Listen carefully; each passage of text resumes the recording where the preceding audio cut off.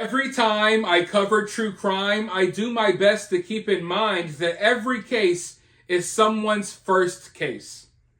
Every true crime story is someone's first introduction to this corner of the internet, their first introduction into how things operate when it comes to doing research or investigating a true crime case online through social media, Facebook, Twitter, Telegram, YouTube, you name it.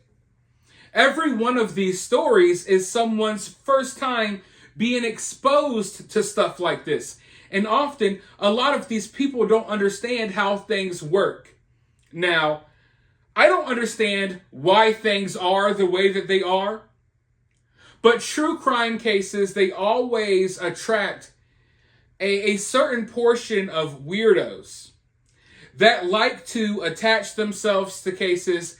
They just spread misinformation, they spread lies, and spread a bunch of nonsense for no apparent reason.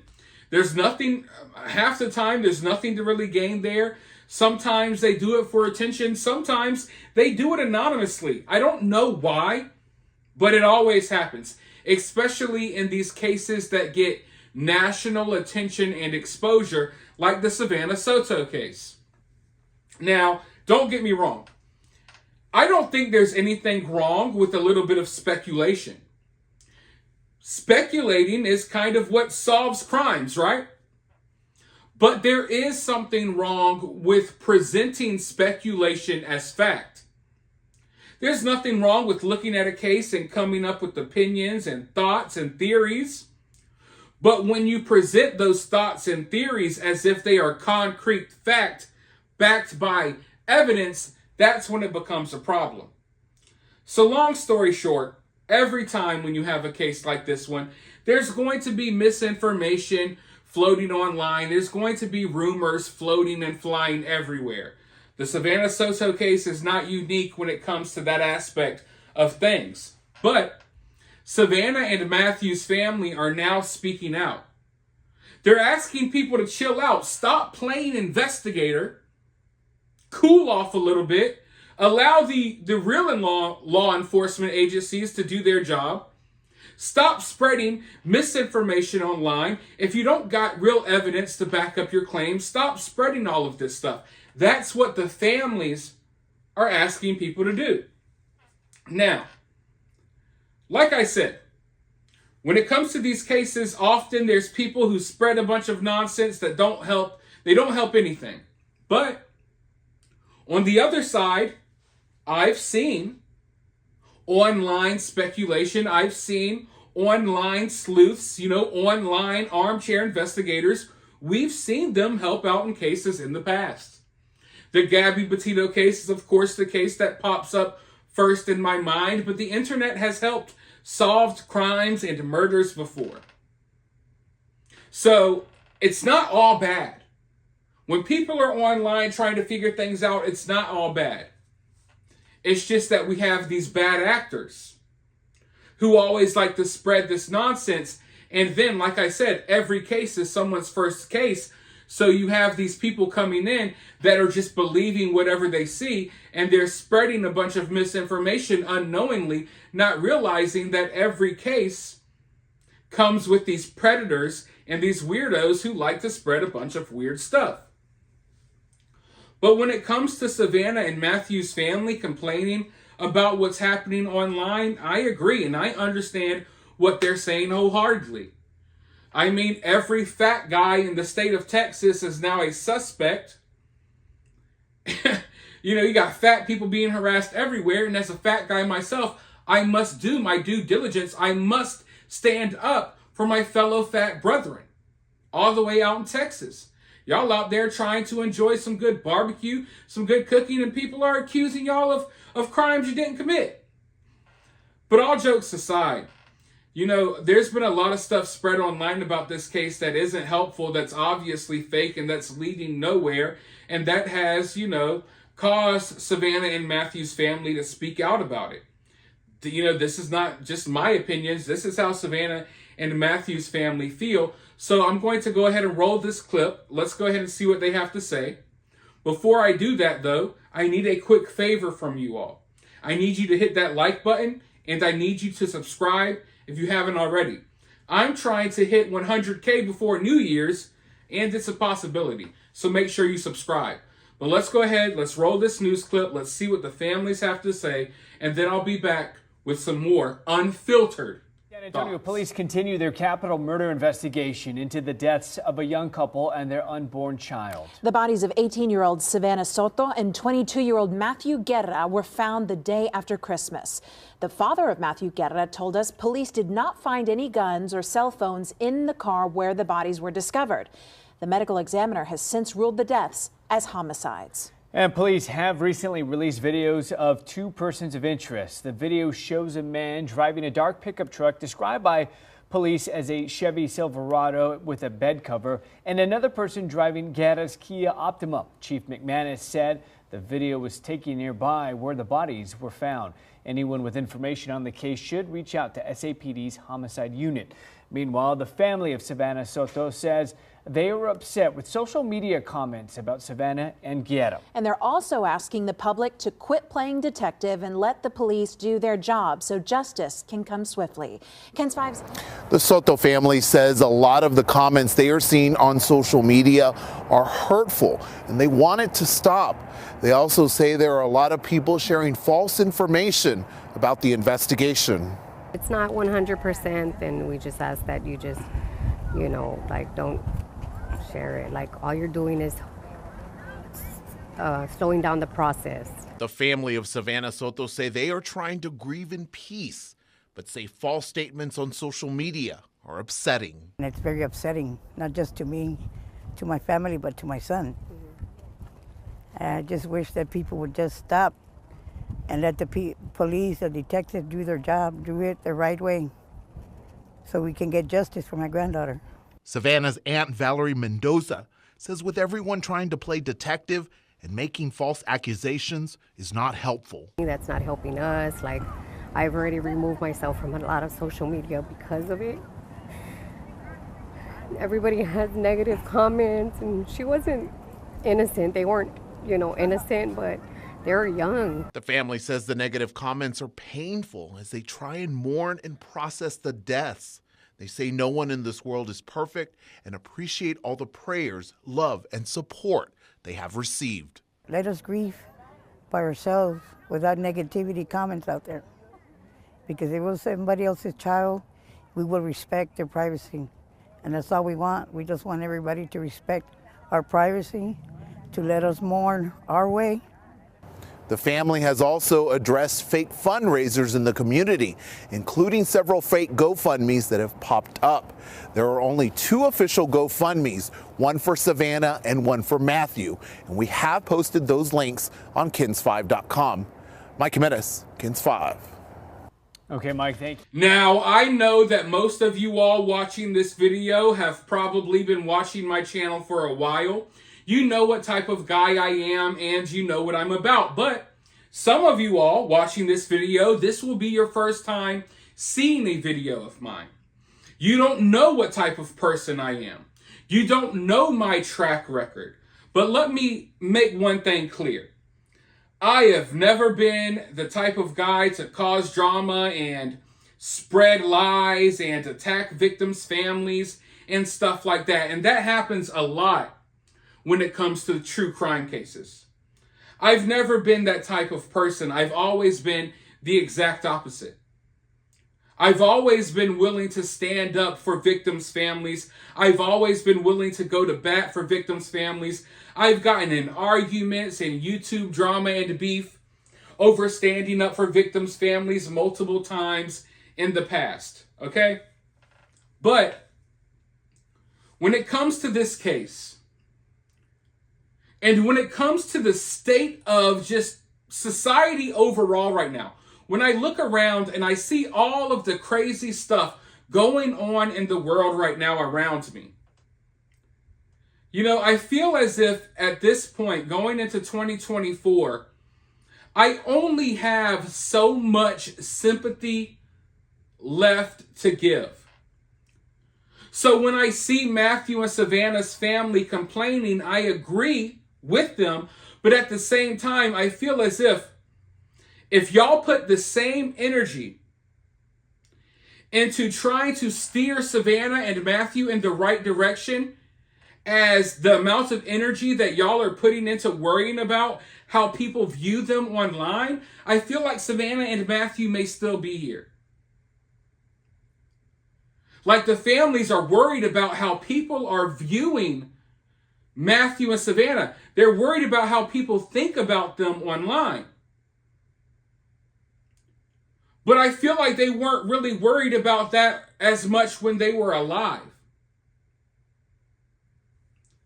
Now, when I think of this case, I just think of this one photo. It all brings me back to this one photo. A picture says 1,000 words.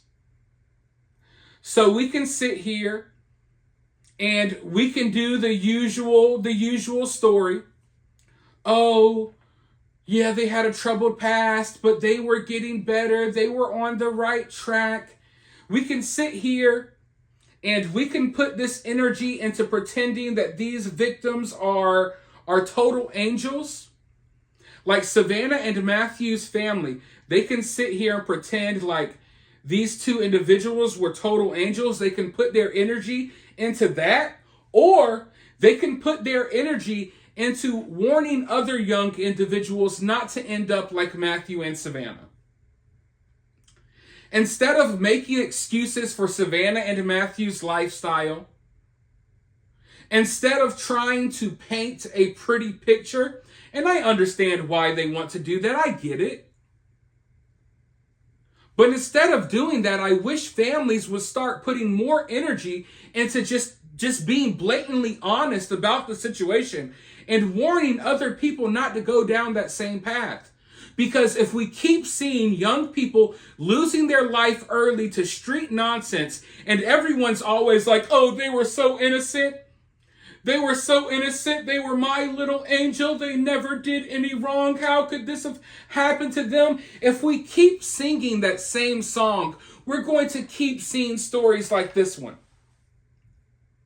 Families who have dealt with situations like this one, they need to start speaking up. Instead of trying to paint this beautiful picture, paint the picture for what it is. So we can prevent this from happening more in the future. Like I said, when I think of this case, it all brings me back to this one photo. A photo says 1,000 words. Everyone's saying, oh, Matthew, he was getting better. He was doing better. Look at this photo. Is that not Matthew and Savanah with Savanah pregnant, about to pop? Savanah is pregnant, about to freaking pop. Matthew standing right there, waving the straps around with the beams. This was not some secret photo. This was a publicly available photo on social media for all of the families to see. So if the families can see people saying things that they don't like on social media, the families saw the pictures of their freaking 9-month-old or 9-month pregnant, 8-month pregnant, about to pop daughter taking selfies and photos with her boyfriend that's on probation for beating her up, waving guns around. And listen, I understand some people are going to view me as an asshole for being honest here, but the world needs more assholes right now.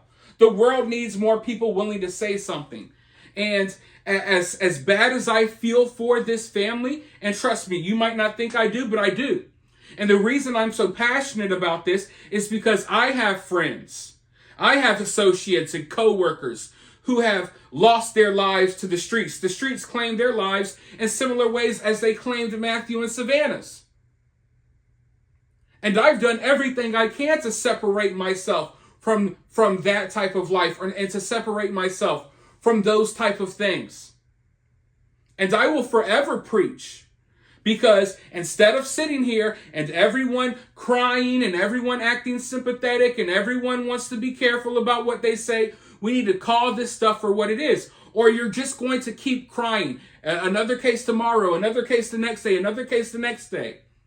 Your tears ain't helping, folks. Your tears and your condolences and your sad thoughts and feeling bad, it's not helping. It's not helping when it comes to stuff like this. Not when it comes to cases like this. Other cases, yeah, okay. There's a time and a place for everything. But the time and the place to throw a pity party, it's not here.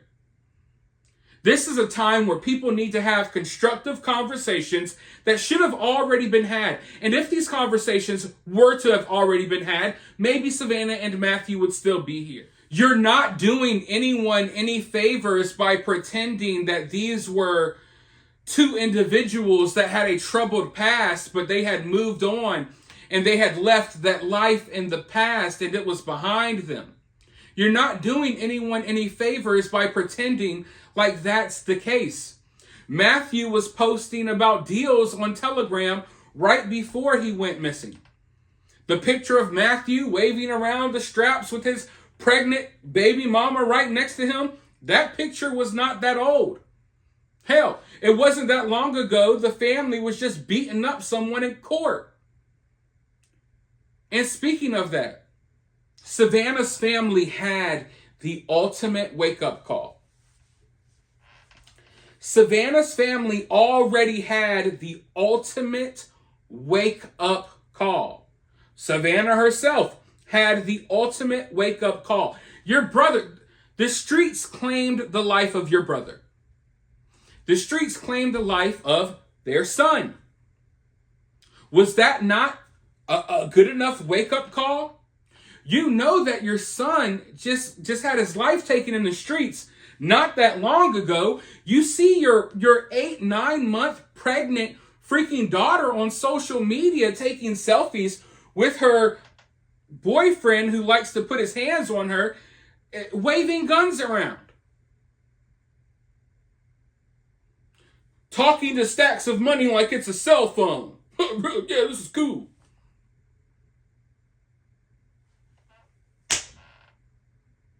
The proof is in the pudding. It was right there. Instead of worrying about how the world views these two individuals, maybe let's understand why the world is viewing them this way.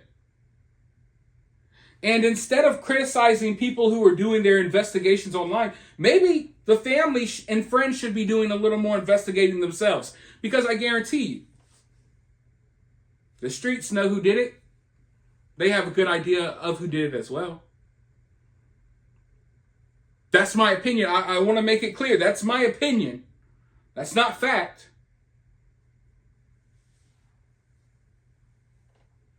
But when it comes to lending out my sympathy and feeling bad, don't get me wrong, I feel bad. I feel terrible about what happened. I don't think that Savanah and Matthew deserved this just because they chose to live the lifestyle that they were living. But this is how things end up. And the signs were there. You already lost one child. Conversations should have been had. And I understand, it's not. I'm not saying that this is the family's fault. I understand that the families can't necessarily control, their kids and Savanah and Matthew, and they're older, they're adults technically at this point. I get that. But at the same time, folks, we can't keep sitting here pretending that these people who are losing their lives on the streets are total angels.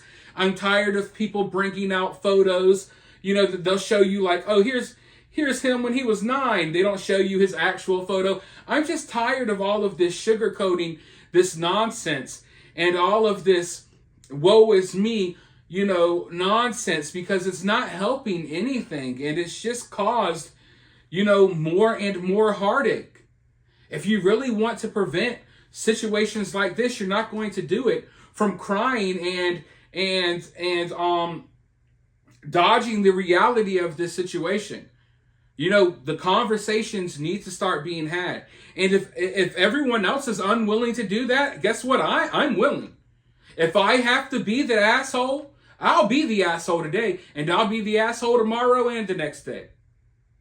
Because unlike a lot of other people, I don't want to see other young people end up like Matthew and Savanah. I don't want to keep seeing this happen. It happens every day around where I live. I am sick and tired of it. I am so sick and tired of it. But all of these stories, they play out the same way. And every time someone like me tries to speak up and tries to, inject some common sense to the situation, we're always shut down. Like we're the bad people. But it's time to acknowledge things for what they are.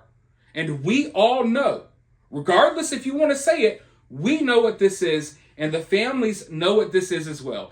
And I just think that they would do more. Savanah and Matthew are gone. We can't bring them back. Pretending they were angels is not going to bring them back. Pretending they were perfect is not going to bring them back. Speculating, pointing fingers, doing all of that, that's not going to bring them back. But if we can gain anything out of this situation, we can gain trying to use this situation to send a message to the troubled youth, to people like Savanah and Matthew's friends, to not end up like them. Get your life straight. Stop glorifying this lifestyle. It always ends up in tragedy. And when it ends up in tragedy, everyone's hurt, everyone's crying, and everyone pretends like they didn't see this coming, but it's right there, blatantly in your face. It's blatantly in everyone's face. But I'm sure I already offended some people enough, so I want to go ahead and give you all an opportunity to drop your thoughts and opinions about this case and everything I just said down in the comments below. While you're down there, if you're feeling generous and you want to donate to the channel, you could do so via CashApp. I'll have my CashApp in the pinned comment of this video. Or you can donate via Super Thanks. Or for totally free, you could help the channel by liking, subscribing, ringing the notification bell, and all of that good stuff. With that being said, though, I'll talk to you all very soon in the next video.